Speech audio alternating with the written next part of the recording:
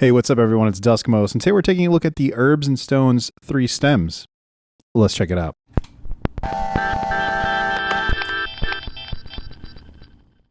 So for this Signal Colors primer video, we're taking a look at the 3 stems, which is effectively a 3-band parametric EQ with gritty drive and a lot of resonance, and it's really loud and grimy and exploratory. You can really mess around with these different bands and totally just either, I don't know, like thrash what you've run through it, or sculpt it gently. And it's really cool.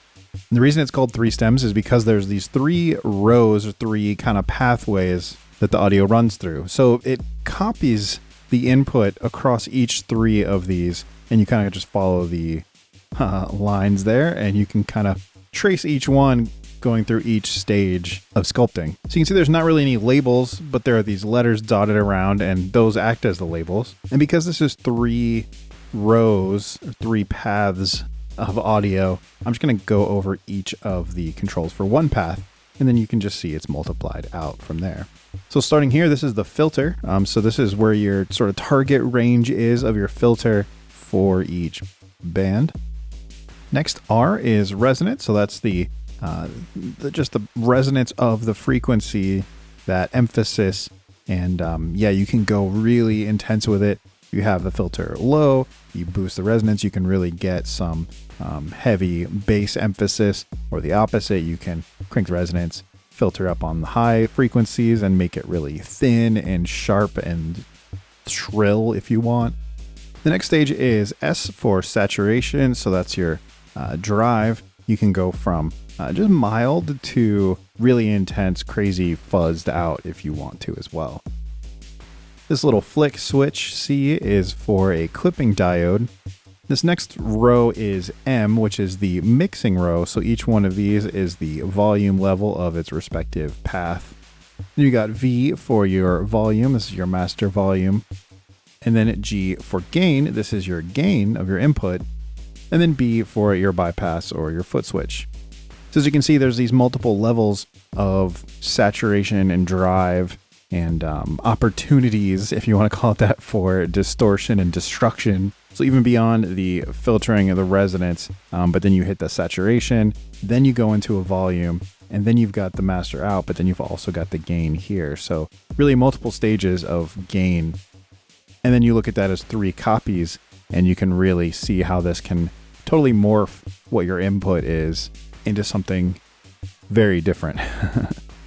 What's cool is if you want to use this subtly, you can. And if you want to really push it and make it just nasty, you can totally do that as well. So before we hear it, I'm going to talk about my setup. So I'm going out from the OP-1 field into a TRS mini jack splitter using one of the channels because this is a mono device. So I'm just going in mono, coming out mono into the TX6 from Teenage Engineering as well, and then out into the camera. It's got normal pedal power supply going in the middle. Another thing to note before I get started is this level or the gain control here. I'll play my pattern clean, my first pattern anyway, and what you can hear is this gain control works even though the pedal is bypassed. So keep that in mind as you run through it, because you'll still get some flavoring from the 3 stems even when it's bypassed. Of course, less so if you keep it down, or more so if you crank it up, but something to note. All right, so what you're hearing now is effectively the clean pattern. It's bypassed right now, and you can tell there's no individual LED, but when you engage it, all of these green label dots light up. Let's go ahead and engage it.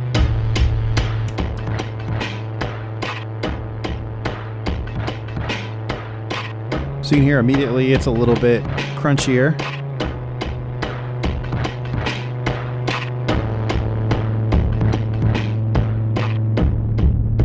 In here I've got the resonance down. Saturation's up pretty high. With filter you can hear I've cut some of the high end out. We'll just do a sweep.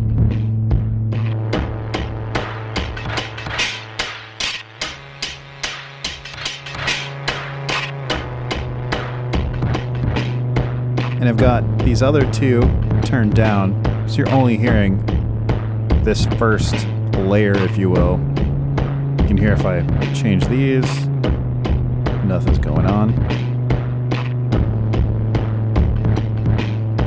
Because the mixing is down for those. Bring the saturation down.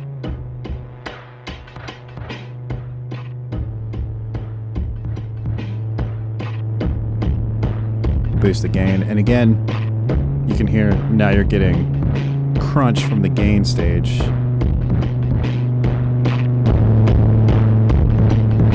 And now extra crunch as you up the saturation. But you can turn that down. You're just getting all the input crunch. Let me bring that down. And now you're getting it from the saturation stage.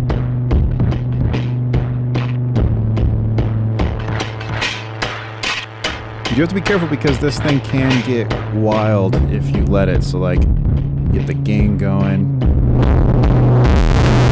Really push the saturation.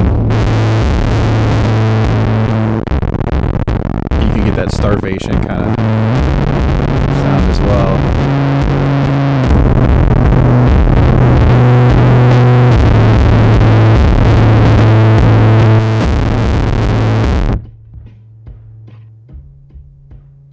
It can jump fairly aggressively too, so you have to kind of watch it really at that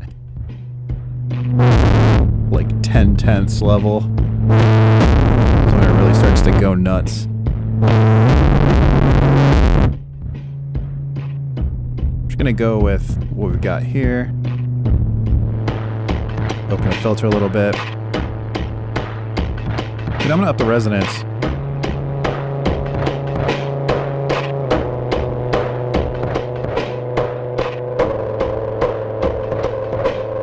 And you can hear it's in that very, very resonant,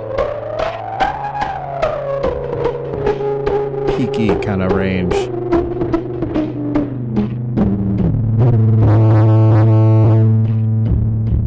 Bring it down. Kind of one of my favorite tricks with resonant filters is to go low. Get the resonance dialed in, you can really boost the low frequencies.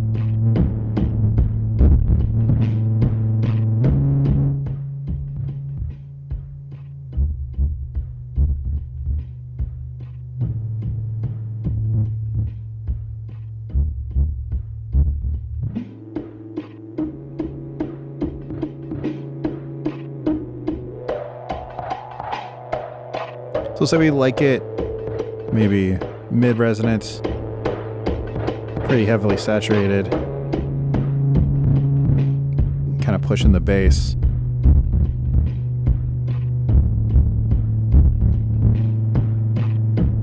We'll hang out in that region. Now we'll go ahead and add the second tier in, so we'll mix this in.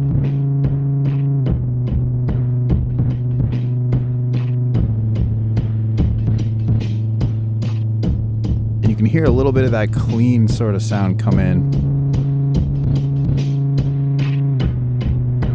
because you're getting the second stage that's not really resonant or saturated. We can up it, of course. You get some signal stealing, which is kind of a fun thing to play with. You can, or like frequency band sort of competition.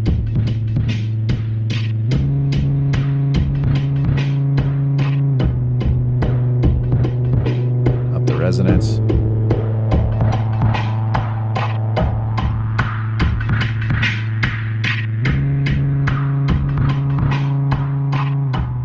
Reducing the master output because I'm going to up the gain here.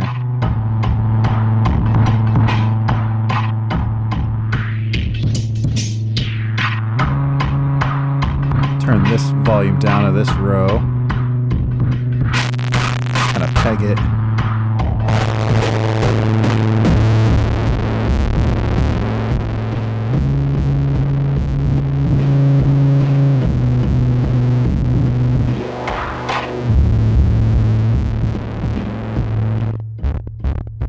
Off the input gain.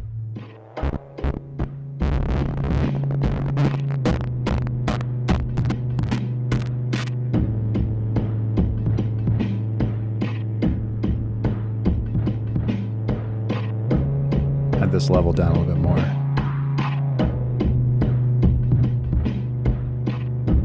And we'll bring in the third.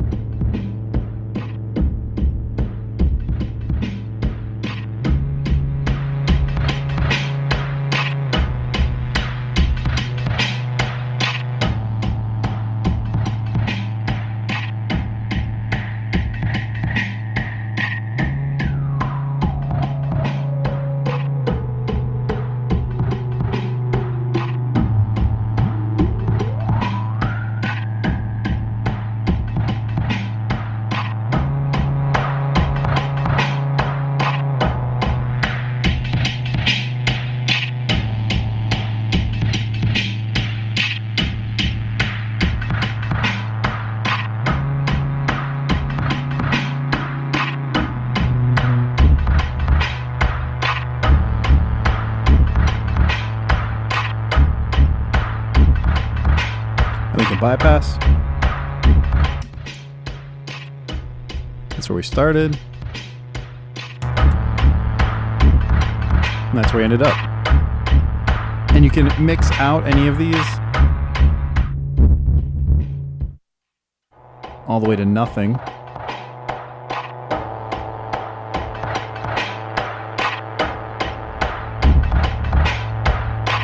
For just another bit of frequency tailoring.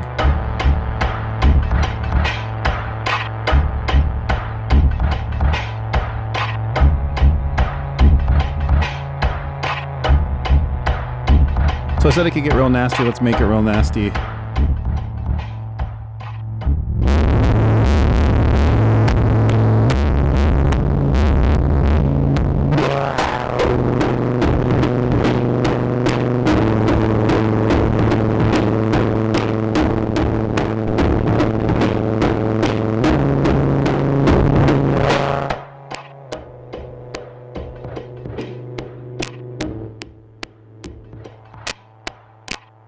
Starving that one.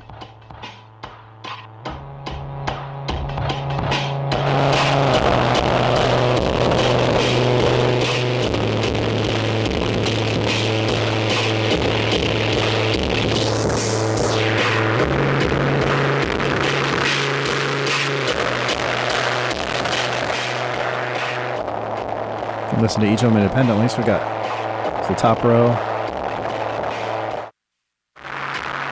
middle, and bottom.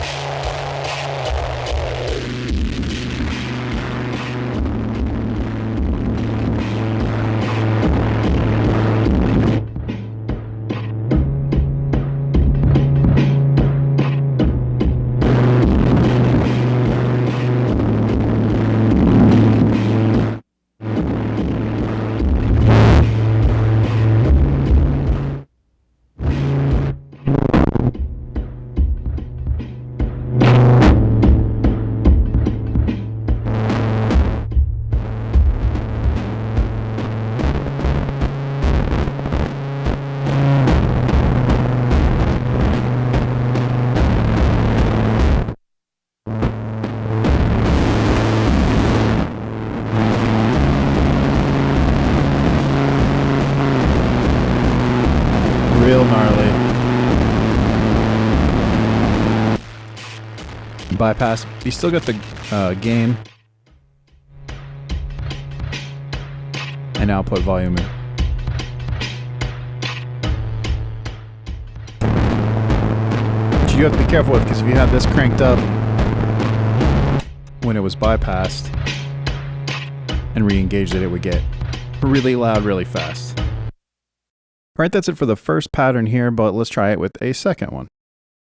Okay, so I got the second pattern queued up here. It's got a little bit more room to breathe, so not as noisy, I guess, as the first pattern. So let's hear it clean first, so it sounds like this.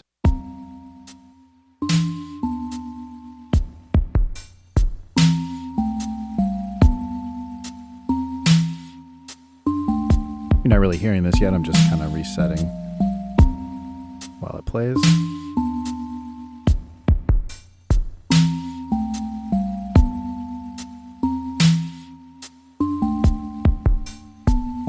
All right, let's go ahead and engage, and here where we can take it with the 3 stems. So we're just hearing the first row again. I've got the filter down.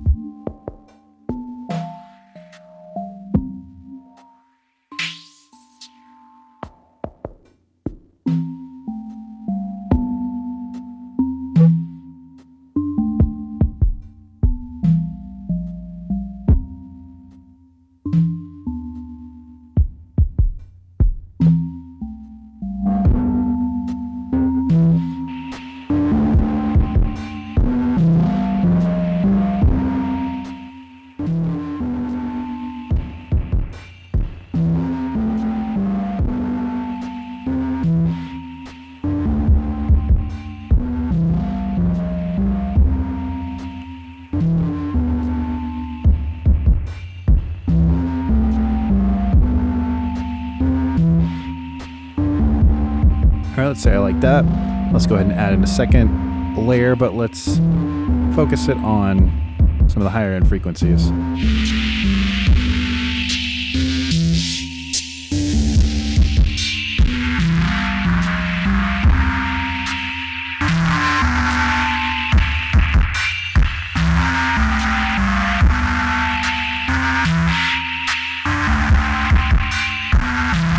We're hearing a lot more metallics, kind of.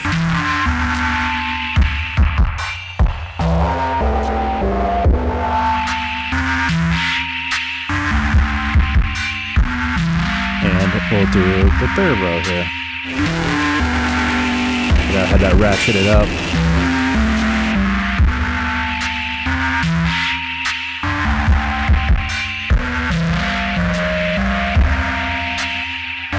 I'm gonna make this one resonant.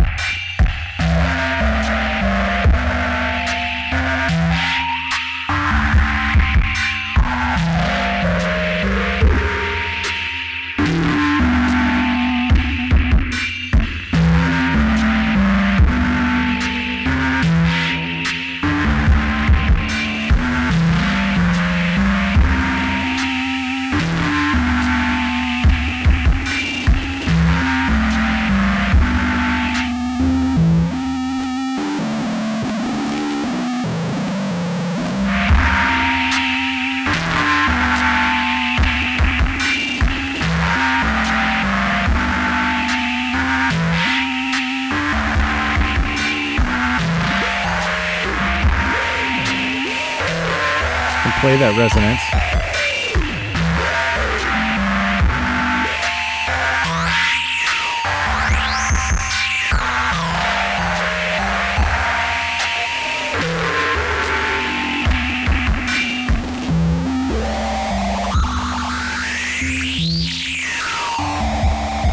Reminder what it sounds like clean.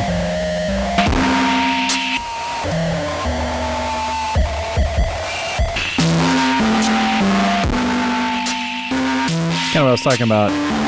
When you bypass, it can get crazy. You know, I said clean, but I have the input gain cranked.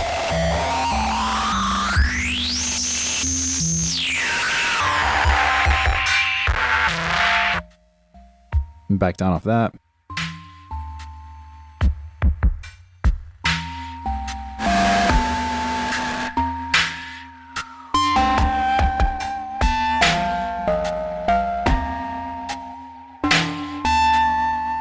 Really pinging the resonance.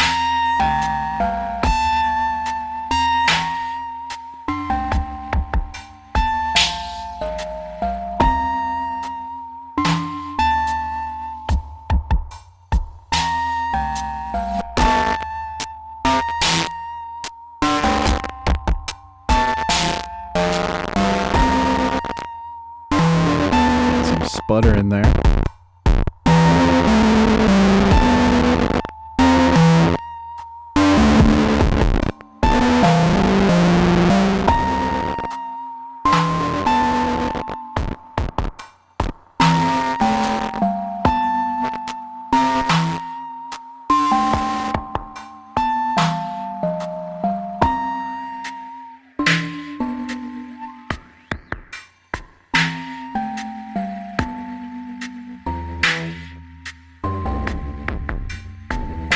That's cool.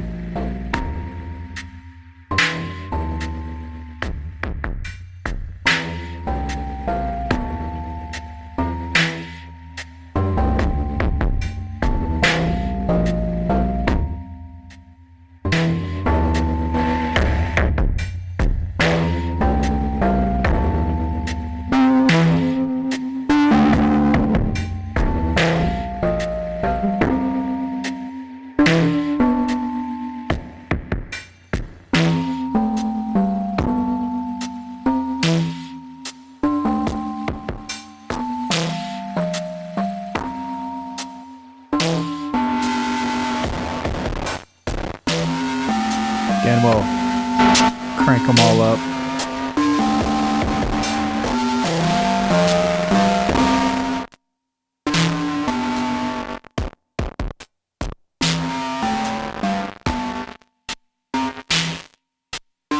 So now really chopped and kind of sputtered and stuttered, which is kind of cool too.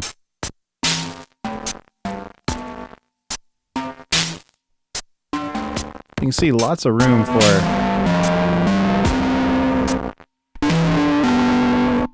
tailoring some interesting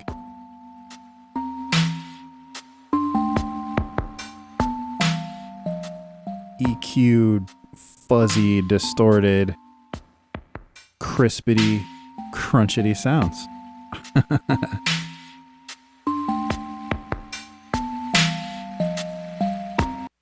And there we go.